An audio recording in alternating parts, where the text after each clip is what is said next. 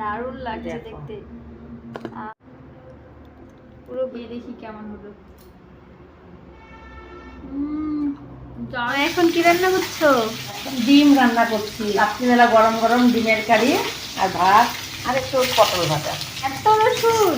হ্যাঁ, গোটা গোটা দিব, রসুনটা ভাইজা দিব তো, হ্যাঁ, সেই ভালো লাগবে খাইতে। আর ওখানে কি?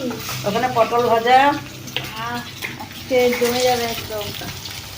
ডিমগুলো ভাজা হয়ে গেছে লাল লাল করে, এখন নামিয়ে দিই।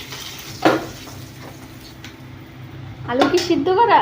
আলুটা সেদ্ধ করে নিছি। বাহ, একটু তেল দিয়ে দিই।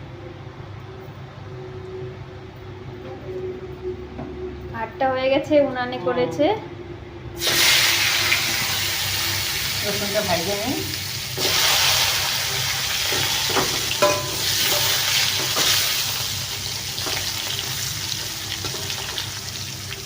ছোট ছোট রসুন তো ভালো লাগবে, তোমরা সিদ্ধ হবে, টিপা টিপা খেতে সেই ভালো লাগে। হ্যাঁ, রসুন খেতে খুব দারুণ লাগে। ভালো লাগে। ডিমের কারি কিন্তু রুটির সঙ্গে খেতেও ভালো লাগবে। হ্যাঁ, হ্যাঁ। রান্না করলে। আসলে রুটি খাবো না, ভাত খাবো, ভাতের সাথেই ভালো লাগবে।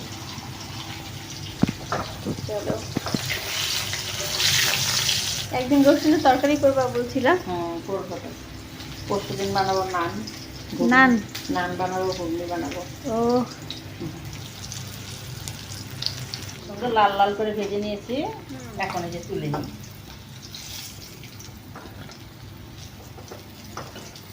ও কি দারুণ লাগছে দেখতে।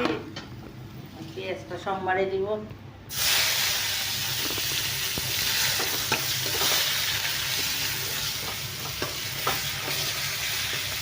রসুন, আদা, কাঁচা লঙ্কা আর জিরে আর একটু গরম মশলা একবারে করে নিচ্ছি। লাল মশলা কি সুন্দর নরম হয়ে গেছে, সেই সুন্দর। এখন ঝোলে দিলেই মাংসের ঝোলের মতো লাগবে। দেখো, ওই যে পেঁয়াজটা ভাজা হয়ে গেছে লাল লাল করে, এখন এই যে মশলাটা দিয়ে দিব। কাঁচা লঙ্কা দিচ্ছি না, ওই জন্য একটু মানে সাদা সাদা। শুকনো লঙ্কা তরকারি কেউ খেতেই চায় না আমাদের বাড়িতে, সবাই কাঁচা লঙ্কা ভালোবাসে। এটা কি লবণ গেল? লবণ দিয়ে দিলাম। এখন কষিয়ে নিই মশলাটা। মশলা একটু ধুয়ে জল দিলাম। এবার চলে গেল জল। এবার একটু কষানো হবে নাকি? হ্যাঁ, কষানো হলে পরে আলুটা যাবে। আচ্ছা, ঠিক আছে। এখন কষানো হয়ে গেছে প্রায়, এটা এখন দিয়ে দিচ্ছি। তারপরে আবার আরেকটু কষানো হবে। এই যে ভাজা রসুনটাও দিয়ে দিব। মশলাটা বেশ ঢুকবে ভেতরে, খেতে ভালো লাগবে। সব আস্তে আস্তে কষানো হবে। তরকারি কষানো হয়ে গেছে, এখন আমি জল দিয়ে দিব।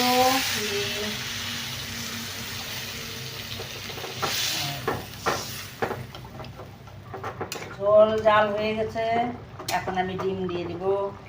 টকবক টকবক করছে পুরো।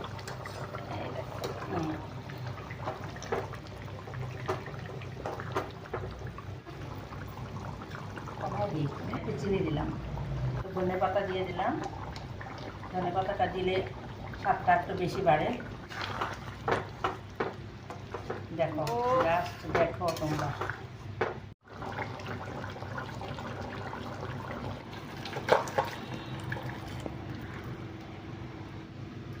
দারুণ সুন্দর হয়েছে কালারটা। ও দারুণ লাগছে দেখতে। ঘনও না আবার বেশি পাতলাও না, হয়েছে হয়েছে। একটু খেয়ে দেখি কেমন হলো। দারুণ হয়েছে। আলুটা খেয়ে দেখি।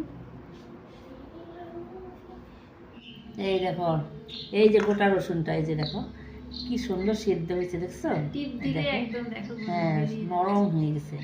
একটু আলু সিদ্ধ নিচ্ছি। বৌমা আবার আলু সিদ্ধ খাবে, ঝোল খাবে না, ওর জন্য আলু সিদ্ধ পেঁয়াজ লঙ্কা দিয়ে মাখছে। ওই যে দেখো, খুব ভালো লাগছে খেতে ডিমের ঝোলটা।